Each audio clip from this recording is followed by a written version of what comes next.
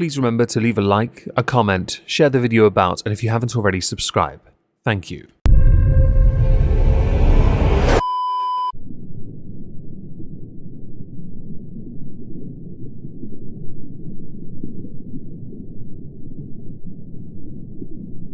Well, isn't this just fantastic?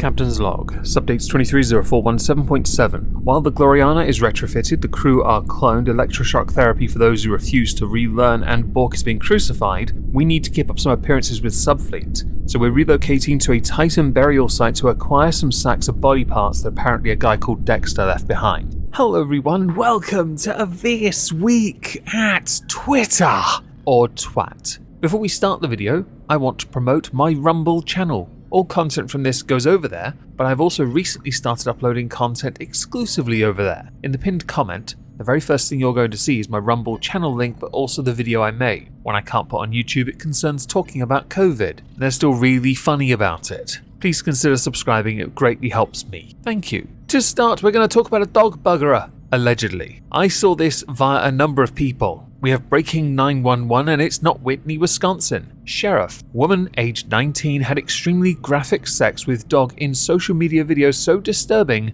cops are banned from even discussing it. You have my attention. I feel like this could well become a Halls of Injustice topic, and one I will certainly relish when the opportunity arises. Underneath, hard factor, I'm quite fond of this image actually, I quite like it, yes. Favourite reply though, Ram Lover 69, Hui, Ford owner behaviour. Sounds accurate to be honest. In this country it's more VW Beetle behaviour, although they'd shag their car as well. Chris the Knock, kill it with fire, retweeting Daily Loud, who had, according to the police, the Mississippi woman who had sex with dog filmed act outside a church. Couldn't care less where it happened. It doesn't make it any less or more worse than it already is. F, of course, for the dog. That deserves a better quality of life than to be near that weird excuse for a human. WDAM7 had tweeted out a video. Denise Frazier, didn't know her name, the 19-year-old accused of filming sexual acts with dogs, made her first court appearance today. Oh, how exciting, and there's a video, oh this is great. Reply underneath though, soon this will be normalized too. Funny thing really, all the years ago when Whitney, Wisconsin was talking about wanting to do dogs or doing dogs, many from both sides were like, nah. But there may be a point to this, because there's always going to be a little niche area, a horrible little clan of dickheads. There is an article linked down below by Breaking 911 if you're interested in learning more about this. Rusty Cage though, turns out he was asked about this a few times, retweeted Breaking 911 with, breaking, white woman fucks dog. Now stop tagging me. I feel like you need to be tagged more now, as a punishment for making such a demand. Moving on from that, let's go to some lolcow stuff. Geordie, alright y'all, who's winning Goral World Hunger Games? Included is everyone within it, and I honestly couldn't pick a winner from any of them. But I would like to believe the one that could and should deserve the best chance to win is Becky. Just get her away from all of that. Yeah, just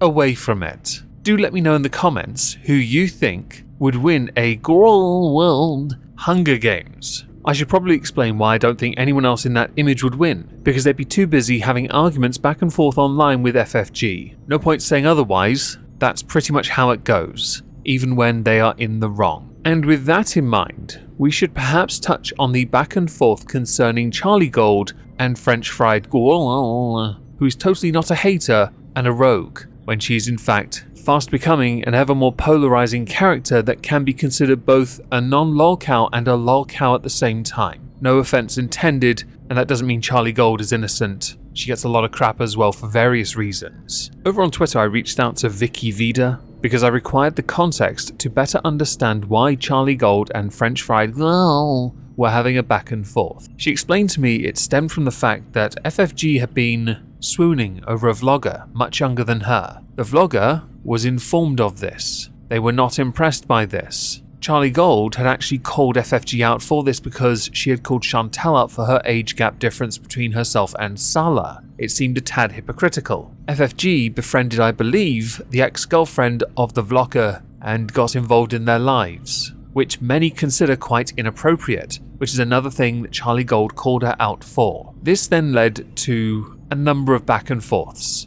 One accusation centered around calling Charlie Gold a welfare scrounger. I'm now just going to go through the tweets though, because this is where it gets a bit cancerous. Charlie Gold had tweeted an image of a tweet from Shannon, I believe. Is that the one that was formerly a friend of Foodie Beauties? Who had made a remark concerning a guy with a very hairy back. Tweet reading, "Just so we're clear, this is actually poking fun at Salah's ethnicity. Is it that hard to drag Salah without being racist? I shouldn't be surprised though." French Fry Gaulle had said, "Pointing out someone's hairy isn't mocking their ethnicity. Your poop stirring has been lunatic. You're a whole ass clown for implying it is." Charlie retweeted with, "I said what the F I said, necklace beauty. This is coming from someone who literally lied and made up a whole scenario about me being anti-Semitic though." FFG retweeted with, "Nah, I stand by what I said you are. You also just showed us how you think of Middle Eastern people. Necklace I may be, but bedbound and e-begging for a trip to Hawaii because I deserved it for spending all that time sitting on my welfare leeching fat ass, never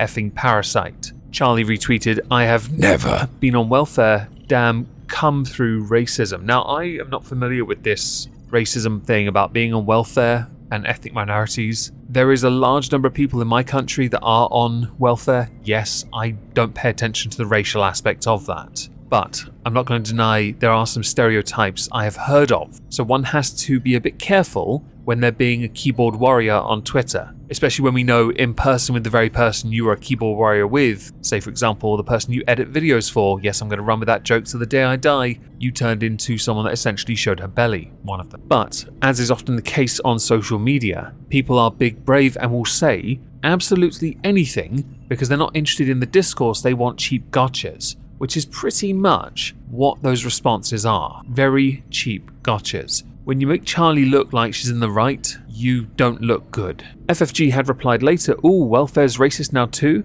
That's news to me. It's the white Quebecois blah blah blah stereotype around here. Y'all just make this shit up as you go along, eh?" Retweeted, "She struggles to say she was wrong, just like Chantel. That stereotype is not made up, by the way, and the last creator who was on the platform claiming I was welfare was Negs. That should tell you something, clown." And for those who are blocked, the full tweet, yes. I just muted her because she's a gobshite. It's much easier. Now, an opinion from Vicky Vida was, "I don't think FFG made the welfare comment because Charlie is black. I think she was trying to call her broke. That being said, what matters is how the statement was taken. Making an effort to understand why it was perceived as racist is what matters. Apologizing even if it wasn't the intention is what matters. Taking this new info and applying it before you speak in the future is what matters. It's not about right or wrong, it's about listening to absorb instead of just to respond." I couldn't agree more, because you see this, and these two, Charlie and FFG, they're back and forth. It's a perfect example of one refusing to listen because I do not want to believe I'm in the wrong. Now,